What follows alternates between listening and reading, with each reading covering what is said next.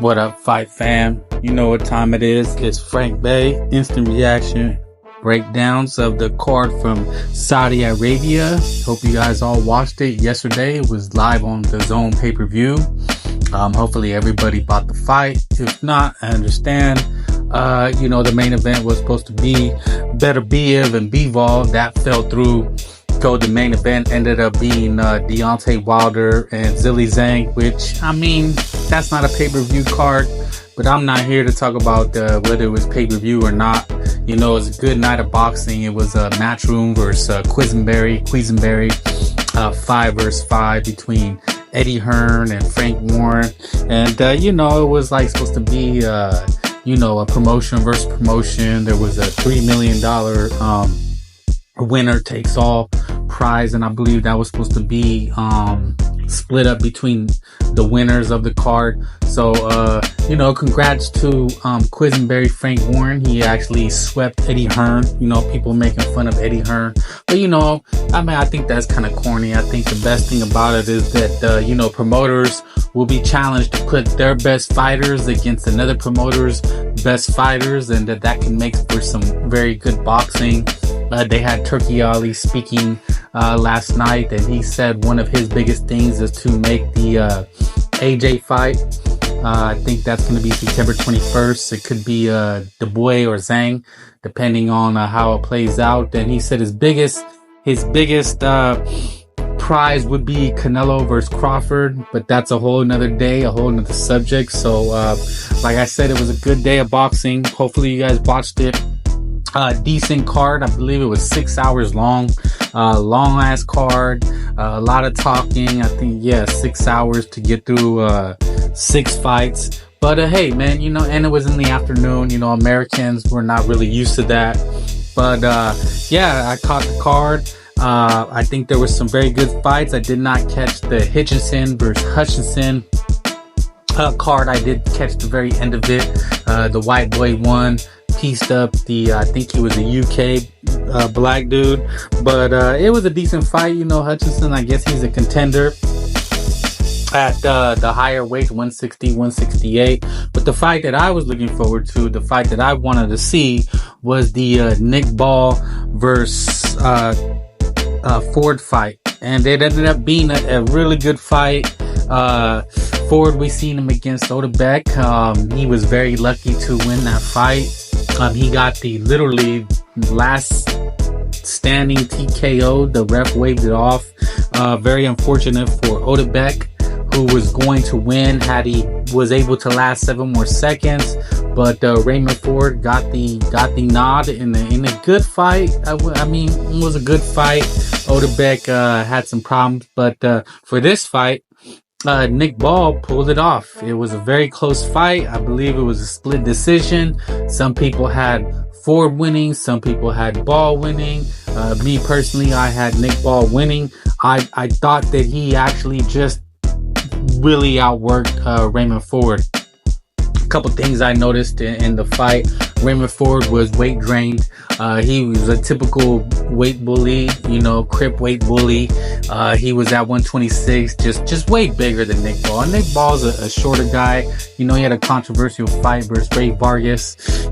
But Ray Vargas, it ended up being a draw. Ray Vargas got to keep his title, so Nick Ball gets another shot.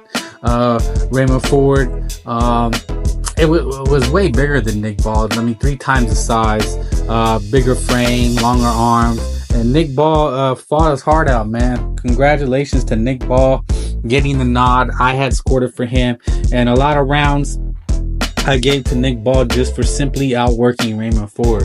When I watch a fight, I want to see a guy fight. And one of the things I noticed is that Raymond Ford, I caught him, and I want to say in the 5th or 6th round, he has this buster, Coach Anthony, real pretentious guy. He thinks he knows it all about boxing. They teach the whole jab and grab, slick ass style, and he told his coach, Raymond Ford told his coach, I ain't got it. I heard him do that. And, Raymond Ford for the first 6 rounds was very dry. Nick Ball was putting it on him, putting combinations, uppercuts. And then, to Raymond Ford's credit, he started to come back. I thought he was landing in the last half of the fight. The final 6 rounds, he was landing some vicious shots on Nick Ball. It looked like in the later rounds, he almost dropped Nick Ball. He had him really rocked really hard, and Nick Ball really needed to finish strong, and he did. I had it.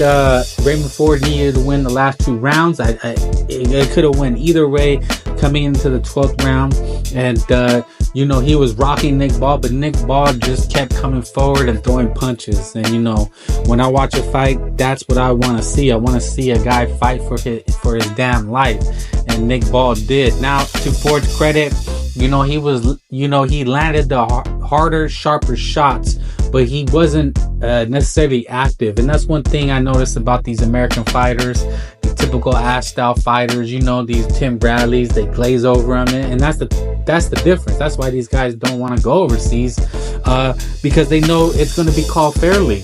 If this was in America and Ray Ford was fighting Nick Ball on his home turf, Tim Bradley and the ESPN Glazers would have just been all on his nutsack. Oh my God, he's performing a boxing masterclass and he's just piecing him up, and Nick Ball's not landing. I mean, they were really trying to tell you that story. But over in Saudi Arabia, with being neutral and Turki Ali wanting a fair fight, they called it down the middle, and Nick Ball won because he was coming forward and he was throwing punches. Now, did all of them land? No. Raymond Ford had decent defense, but a lot of them were getting through. And that's the difference when you watch these type of fights and you watch the American Tim Bradley, the biased, for African American fighters, for Crip fighters, they tend to be biased a lot, and they try to pass over that they're not really doing much. They're just backing up. They're trying to jab and grab, a lot of holding. And Raymond Ford wasn't allowed to hold a lot. Nick Ball was allowed to work on the inside, and ultimately that's what won him the fight. So congratulations to Nick Ball, who beat in a very tough style to beat Raymond Ford, and Raymond Ford got exposed. He got exposed for being a weight bully, right? And he stayed a fight too long, and he was definitely drained. He was definitely hurt by the drastic weight cut, but that's their own damn fault, and that's how they always try to get over on these fights in America, is they blow up and they try to cut weight, and they're fighting guys they're much naturally bigger than. And in this case, Raymond Ford got exposed for being the weight bully that he is, coming on too late, not fighting the fight that he needed to fight, not being allowed to jab and grab and hold. So congratulations, Nick Ball. I don't know how good Nick Ball is. I think he's a decent champion. He's not a guy that's probably going to last a long time at the top. He could very be easily beat by top guys at that weight class, but you know what, looks like they got a definite star over there, and he can make a lot of money with the championship. So congratulations, Nick Ball, beating the American when they don't have the ref and the commentators on their side. And what I thought was going to be the fight of the night was Ammo Williams versus Shiraz. Ammo the American and Shiraz the UK, but I believe he's I don't know if he's Pakistani or Indian, but he's definitely from that area. And Shiraz with the dominant performance, 160 pounds, I believe, is for an interim title. And this guy Shiraz is a problem. 6'3", standing tall. He fights tall. It was a dominant win. He ended up stopping Ammo Williams with a really good shot. But the tail of the fight was Ammo Williams needed to get inside. He wasn't allowed to fight dirty. He kept trying. He actually rocked Shiraz 1 or 2 times. Shiraz weathered the storm. But this guy's a problem, man. Shiraz is definitely a problem for any of the titleists. From Carlos Adames to Janabek. Shiraz, he looks like the real deal. He's 6'3", has a good jab, coached by a Mexican. Ricky Fuentes from Tengu's Boxing Gym. They got a really good fighter on the hands, 6'3", and that was the story of the fight.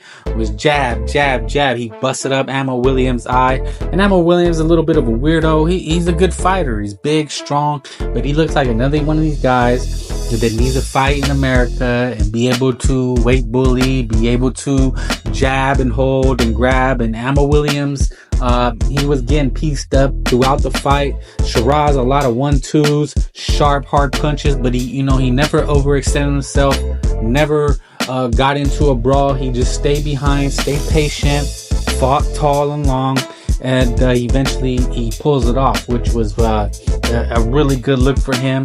This guy is going to be a problem. He's a young guy. He could become undisputed. He could definitely beat the 160 guys. He's a guy being 6'3" that he'll probably move on later on. And this guy is he's the goods, man. And Ammo Williams was brought up to be a top guy too, probably gonna get a belt, and he'll be back. He'll definitely be back. But Shiraz just came for, well, he stood his ground, and then he just kept jab, and just busted his eye up, start landing the 2, start landing an uppercut. Excellent performance. It was all on the line, and he got rocked, man. He showed that he has some, cojones, and he could take a shot. So salute to Shiraz, man. This guy, watch out for this guy. He's definitely a problem. He has a good trainer. So there it is, man. 2 good fights. They were 2 bangers. Definitely worth your pay-per-view dollars. Not necessarily names, but look out for these guys. And then in a cupcake match, Bivol versus Zanat. But for the 168 title, there was an IBO title on the line that Zanat had, and that just goes to show kind of the title list. But as Zanat came to fight, he gave Bivol a little bit of problems. He was a 30-1 long shot. The first few rounds, I even gave him a couple rounds just because he was landing some right hands. He was piecing up Bivol, and Bivol was forced to. This is the first time I ever seen him get hit like that. They tout Bivol as this defensive master, defensive wizard, and he was getting pieced up by a lower level fighter. Zanat should not have been able to last 3 rounds, but Bivol is more of a boxer, puncher, probably more of a fencer. A lot of boring fights. People have seen him fight. His claim to fame is Canelo Alvarez, but he's very content to just stay and box. And boxing fans, the ones that I know, they don't appreciate the sweet science. But you know what, man? You're facing a 30-1 guy. So Bivol, to his credit, actually stood in front and fought him. He fought him well. And Zanat held his ground. And then finally, the skills and talent of Bivol ended up taking over. And that was all she wrote. But this was a thrown together card. This was supposed to be the main event. But watching Bivol and how he fought, it makes me think that Better Biev has a better chance. First, most people are picking, from what I've heard, Bivol to just completely outbox Better Biev. But I've seen a lot of chinks in the armor from Bivol. If he cannot stand and trade with Better Biev like that, he will definitely get hurt. But I hope he does, right? He needs to make a statement. But it looks like October or December is what I'm hearing. They're announcing October. Not sure if Better Biev can come back that fast, but we shall see.